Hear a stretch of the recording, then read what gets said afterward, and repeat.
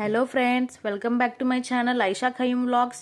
ఈరోజు నేను రంజాన్ స్పెషల్ దమ్కే సేమియా ఎలా చేయాలో చూపించబోతున్నాను. ముందుగా ఏమేం కావాలో తెలుసుకుందాం.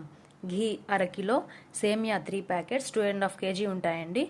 షుగర్ 8 కిలోలు, మిల్క్ 5 లీటర్స్, కాజు 1/4 కిలో, పుచ్చకాయ పప్పులు 100 గ్రామ్, కోవా అరకిలో, ఇలాచీ 6.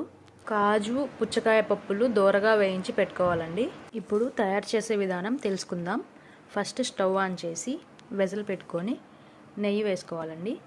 నెయ్యి వేడైన తర్వాత సేమియా నెయ్యిలో కొంచెం కొంచెంగా వేసుకొని వేయించుకోవాలి. సేమియా బ్రౌనిష్ కలర్ వచ్చేంత వరకు వేయించాలండి.